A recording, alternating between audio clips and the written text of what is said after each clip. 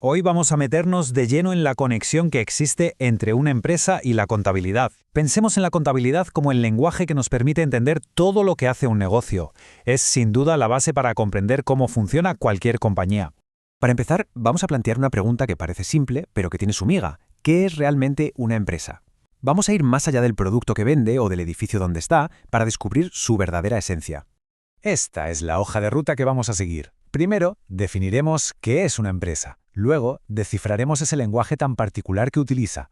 Veremos quién necesita entender ese lenguaje, cómo se traducen decisiones importantes y, por último, cuáles son las reglas del juego para que todos hablen el mismo idioma. Venga, pues, vamos al lío con la primera pregunta. El concepto de empresa parece obvio, ¿verdad? Pero la cosa tiene dos caras. Por un lado, está la idea más teórica, la académica, y por otro, la realidad legal, que, en este caso, vamos a ver cómo funciona en Ecuador. Y aquí vemos el contraste perfectamente. La visión académica es más amplia, habla de una entidad económico-social, pero la Ley de Compañías de Ecuador va al grano. La define como una persona jurídica que nace de un contrato. Y ojo, con un fin muy concreto, hacer negocios y repartir los beneficios. Y aquí es donde la cosa se pone interesante y más actual. Como dice Zapata Sánchez, se introduce un concepto clave, la responsabilidad social. ¿Qué significa esto? Pues que, aunque el objetivo principal sigue siendo ganar dinero para los dueños, se reconoce que la empresa tiene un papel y una obligación con la sociedad. Ya no todo vale.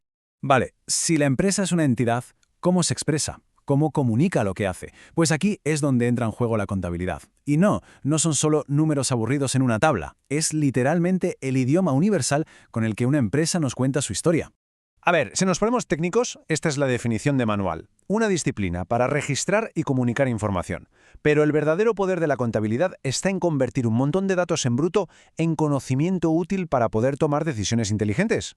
Pensemos en esto de otra forma. La contabilidad no es un archivo lleno de polvo con cosas del pasado. Para nada. Es una herramienta de gestión superactiva. Es como el cuadro de mandos de un coche. Te permite ver cómo vas, diagnosticar problemas y planificar la ruta. Es el cerebro de la empresa. Muy bien, si la contabilidad es un lenguaje, ¿quién lo escucha? ¿Quién necesita leer y entender toda esta información? Pues básicamente podemos dividirlos en dos grandes grupos. Por un lado tenemos a la gente de dentro, los gerentes, los dueños, los jefes de departamento, vaya, los que llevan el timón del barco y necesitan la información para saber a dónde ir. Y por otro, un montón de gente de fuera, desde el gobierno, como el SRI o Servicio de Rentas Internas para controlar los impuestos, hasta los bancos que te prestan dinero, los inversores, los proveedores e incluso los clientes. Todos ellos toman decisiones basándose en si esa información contable es clara y fiable. Pero claro, de nada sirve tener un montón de información si no se hace nada con ella. El verdadero valor de la contabilidad aparece cuando se usa para actuar.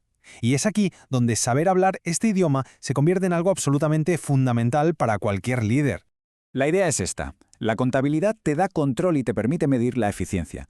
Te dice qué tienes y cómo lo estás usando. No es solo un espejo retrovisor, es más bien como un GPS que ayuda a la empresa a trazar su camino. Sin esta información, cualquier decisión importante es como lanzar una moneda al aire. Y es importante saber que no hay un solo tipo de contabilidad. La financiera es la que mira hacia afuera, sigue unas reglas muy estrictas como la SNIF y cuenta lo que ya ha pasado. En cambio, la contabilidad administrativa mira hacia adentro. Es como el sistema de navegación interno para planificar el futuro, controlar los costes y, en general, ser más eficientes. Y este es el ciclo que lo mueve todo. Empieza con un registro cuidadoso de cada movimiento. Esos registros se convierten en análisis, y ese análisis te da la luz que necesitas para tomar decisiones estratégicas. Registrar, analizar y decidir. Un proceso que nunca para. Bueno, ya entendemos el vocabulario de este lenguaje. Ahora vamos a por la gramática. Para que la comunicación sea fluida y todo el mundo se entienda, hacen falta unas reglas muy claras. Y en Ecuador, estas reglas tienen un marco legal muy concreto. La lógica es aplastante. Si cada empresa usara sus propias reglas, sería imposible compararlas o fiarse de ellas. Imagínate el caos. La estandarización es la clave para que haya transparencia y confianza en el mercado. Y aquí hay una fecha que lo cambia todo, 2015. Ese fue el año en que Ecuador adoptó oficialmente las normas internacionales de información financiera, las NIF. Fue un paso de gigante para que la contabilidad del país empezara a jugar en la misma liga que el resto del mundo.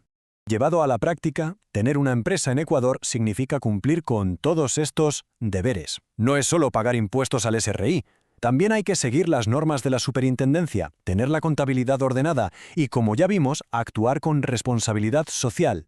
Venga, ahora vamos a bajar toda esta teoría a la tierra con un ejemplo práctico. Imaginemos una empresa pequeña y veamos cómo funciona la contabilidad en su día a día. Fijaos en la conexión, que es directa. Entra dinero por una venta, se registra. Y ese simple apunte ayuda al gerente a responder una pregunta vital. Lo mismo pasa con el inventario o con un préstamo. El registro contable no es el final del camino, sino el punto de partida para tomar una buena decisión. Así que la conclusión es clara. Este lenguaje de los negocios es mucho más que números y reglas. Es una herramienta activa, viva, que impulsa una gestión inteligente, que asegura que se cumplen las leyes y sobre todo que permite que una empresa actúe de forma ética y responsable.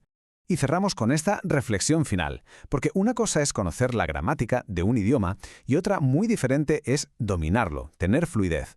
La pregunta que queda en el aire es, ¿cómo conseguimos que los líderes sean verdaderos nativos de este lenguaje para que puedan no solo gestionar, sino también innovar y liderar con una visión clara?